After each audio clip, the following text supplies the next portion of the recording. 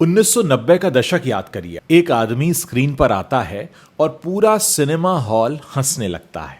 वो आदमी था गोविंदा, जिसके एक डायलॉग पर लोग उलट पलट हो जाते थे, जिसकी डांस मूव्स आज भी यूट्यूब पर मिलियंस में व्यूज लाती हैं, जो 90s का सबसे बड़ा एंटरटेनमेंट पैकेज था। आज उस आदमी के नाम पर उनकी पत्नी ने बहुत सारी पब्लिसिटी बटोर ली है यूट्यूब पर, अपना एक चैनल लेकर आ गई है। राजपाल यादव की बात सुनिए आप, जिसने फिर हेरा फेरी में एक ऐसा किरदार निभाया जो हर इंडियन घर में लेजेंड बन गया। वो यूट्यूब पर अपनी फाइनेंशियल स्ट्रगल्स शेयर कर रहे हैं, अपना चैनल लेकर आ गए हैं। शिल्पा शेट्टी हो, कार्तिक आर्यन हो, आलिया भट्ट हो, एक के बाद एक बॉलीवुड नेम्स जो हैं वो डिजिटल क्रिएटर बन रहे हैं। सवाल ये है कि क्या ये एक स्मार्ट मूव है या एक मजबूरी है? क्या बॉलीवुड ने इन स्टार्स को रिजेक्ट कर दिया है या डिजिटल वर्ल्ड ने इन्हें एक नया मौका दिया है? आज हम इस सवाल का एक ईमानदार जवाब ढूंढने की कोशिश करेंगे। देखिए, अब सवाल यह है कि यह ट्रेंड कब और कैसे शुरू हुआ। यह ट्रेंड कोई अचानक नहीं आया। इंडिया में यूट्यूब का पेनिट्रेशन 2016-17 के बाद जब जियो आया है, उसके बाद से बड़ा ड्रामेटिकली तरीके से बढ़ने लगा। डेटा सस्ता हो गया, स्मार्टफोन्स अफोर्डेबल हो गए और छोटे शहरों तक इंटरनेट पहुंच गया। इसी दौर में क्रिएटर्स आए जैसे कैरी मिनाती, बीबी के वाइन्स और भुवन बैम। इन्होंने प्रूव किया कि यूट्यूब पर ओरिजिनल कंटेंट बनाकर करोड़ों रुपए कमाए जा सकते हैं बिना किसी फिल्म इंडस्ट्री की बैकिंग के। बॉलीवुड ने भी पहले से देखा, ऑब्जर्व किया, लेकिन इनिशियली इग्नोर किया। फिर कोविड आया 2021 में, जब इंडस्ट्री कंप्लीटली शट थी, तब स्टार्स को पहली बार यह समझ में आया कि डिजिटल प्रेजेंस कितना जरूरी है। और उसके बाद एक के बाद एक बॉलीवुड सेलिब्रिटीज यूट्यूब पर आने लगे। आलिया भट्ट, कार्तिक आर्यन, आशीष विद्यार्थी, अर्चना पूरन सिंह, फराह खान, सबने अपने अपने कंटेंट को शेयर करना शुरू किया। और कुछ ऐसे स्टार्स भी आए जिनके लिए ये लास्ट रिजॉर्ट था। यही दो कैटेगरीज हैं दोस्तों, और इन्हें समझना जरूरी है। देखिए, इंडस्ट्री ने पहले क्यों छोड़ दिया इन स्टार्स को। पहले हम बात करते हैं उन स्टार्स की जिनके लिए यूट्यूब एक चॉइस नहीं, जरूरत बनी। जैसे संभावना सेठ, जैसे पायल रोहतगी। ऐसे बहुत सारे लोग जिनको बॉलीवुड में उतना ज्यादा काम नहीं मिल रहा था। वो बॉलीवुड में काम कर तो रहे थे लेकिन नोटिस नहीं हो रहे थे। इसलिए वहां पर उनको लगा कि एक बॉलीवुड में अगर काम नहीं मिलता तो हम यूट्यूब पर आकर अपने बारे में बात कर सकते हैं। शिल्पा शेट्टी ने अपना योगा कंटेंट बनाना शुरू किया। अब होने क्या लगा, आप देखिए, जैसे इस समय फराह खान शो कर रही हैं, शाहरुख खान को लेकर जो फिल्में बना चुकी हैं, वो अब यूट्यूब वीडियो बनाती हैं अपने किचन से। अर्चना पूरन सिंह क्या कर रही हैं आप देख ही रहे हैं। राजपाल यादव ने भी अभी हाल ही में शुरू किया है। हालांकि उनकी कहानी थोड़ी पेनफुल है।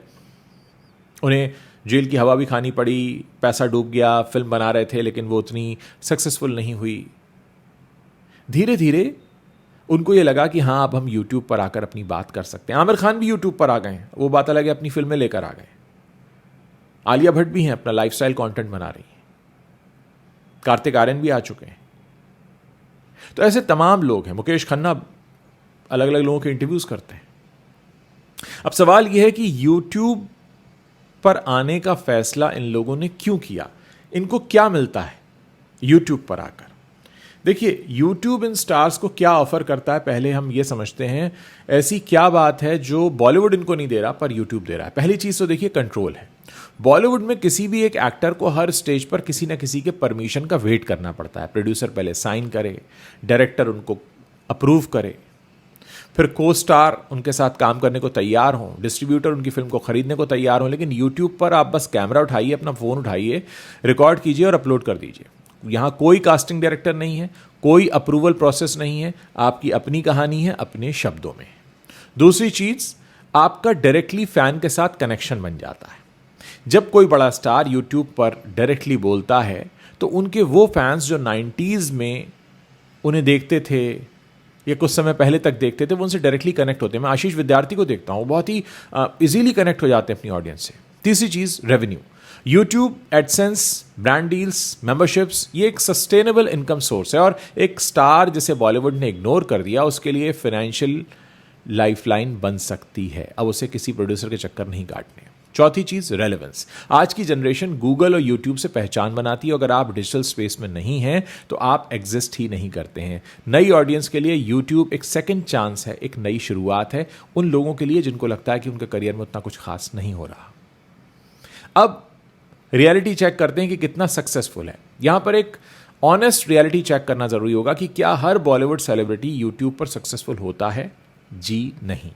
यूट्यूब पर बिल्कुल एक अलग तरह का मीडियम है। यहाँ स्क्रीन करिश्मा ऑटोमेटिकली नहीं चलता। यहाँ जो चलता है वो है ऑथेंटिसिटी। आप ऑडियंस से कितना कनेक्ट हो रहे हैं। ऑडियंस को पता है कि जब कोई फेक है, जब कोई सिर्फ ब्रांड डील्स के लिए, पैसा बनाने के लिए यहाँ पर कंटेंट बना रहा है, तो वहाँ जेन्युइनिटी नहीं होती, और जेन्युइनिटी ना होने से लोग आपके कंटेंट को शेयर नहीं करते।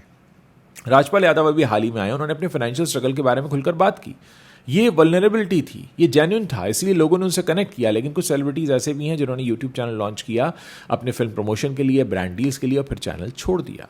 यूट्यूब की सबसे बड़ी रिक्वायरमेंट है कंसिस्टेंसी की। आपको रेगुलरली कंटेंट देना होगा, क्वालिटी कंटेंट देना होगा, इंगेजिंग कंटेंट देना होगा। ये एक फुल टाइम जॉब है, और बहुत सारे स्टार्स के लिए वो इसके लिए मेंटली प्रिपेयर नहीं होते।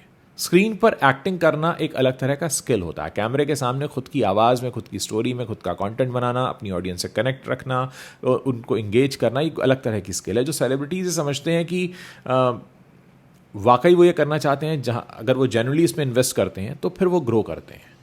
फराह खान ने काफ़ी ग्रो किया है।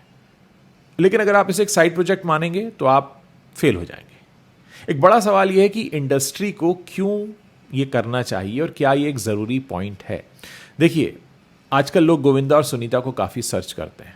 फिर सुनीता जी ने अपना प्लेटफॉर्म भी शुरू कर दिया, चैनल शुरू कर दिया, तो लोग वहाँ पर आते हैं और उनको सुनते हैं। जिनको उनके गॉसिप में इंटरेस्ट है, जिनको उनकी बातों में इंटरेस्ट है, वो सुनते हैं। जिन्हें इंटरेस्ट नहीं है वो नहीं आते हैं। लेकिन इतना ज़रूर है कि आज का बॉलीवुड जो एजिंग स्टार्स के लिए फिल्में नहीं बनाता, जैसे हॉलीवुड में तो एजिंग स्टार्स के लिए रोल्स होते हैं, वहाँ मैच्योर स्टोरी टेलिंग भी होती है, कैरेक्टर एक्टर्स को भी बहुत इज्जत मिलती है। बॉलीवुड में अगर आप 50 क्रॉस कर गए, हमारे खान तो 60 भी क्रॉस कर गए, तो आप या तो पापा बन जाते हैं, या यूट्यूब क्रिएटर बन जाते हैं, या इंडस्ट्री का आपको साइड लाइन कर देती है। आशीष विद्यार्थी बहुत अच्छे एक्टर हैं, पर अंततः उन्हें यूट्यूब पर आना पड़ा। आज हम दोस्तों ये देख रहे हैं कि बॉलीवुड सेलिब्रिटीज़ का यूट्यूब पर आना एक कॉम्प्लेक्स फिनोमेना है। कुछ लोगों के लिए जेन्युइनली एक स्मार्ट मूव है, फॉरवर्ड थिंकिंग मूव है। डायरेक्ट ऑडियंस से कनेक्ट होना, क्रिएटिव फ्रीडम मिलना, फाइनेंशियल इंडिपेंडेंस उनको मिल जाता है। और कुछ के लिए बहुत मजबूरी होती है, एक ऐसी इंडस्ट्री जिसने उन्हें रिजेक्ट कर दिया और उसके बाद एक नई शुरुआत करने की वो कोशिश करते हैं। आप ये बताइए कमेंट सेक्शन में, आपको कौन सा बॉलीवुड सेलिब्रिटी यूट्यूब पर कंटेंट क्रिएट करता हुआ अच्छा लगता है, और किसका चैनल आप रेगुलरली फॉलो करते हैं। और अगर आप मानते हैं कि बॉलीवुड को अपने वेटरन्स के साथ बेहतर बिहेव करना चाहिए, तो इस वीडियो को शेयर कीजिए। बताइए कि क्या बॉलीवुड स्टार्स का यूट्यूब पर आना मजबूरी है या एक स्मार्ट मूव है, या आपको लगता है कि एक ऐसा रास्ता खुल गया है बॉलीवुड के लोगों के लिए जहां पर अगर किसी वजह से वो फिल्मों में फेल होते हैं तो यहां पर वो कुछ कर सकते हैं। आने वाले समय में ऐसा माना जा रहा है कि बहुत सारे फिल्म स्टार्स जिन्हें अब फिल्मों में उतना अच्छा काम नहीं मिलता, यूट्यूब पर आएंगे, अपने वीलॉग्स शेयर करेंगे। भारती सिंह ने शुरू कर दिया है। भारती सिंह तो फिल्म स्टार भी नहीं है, टीवी स्टार है।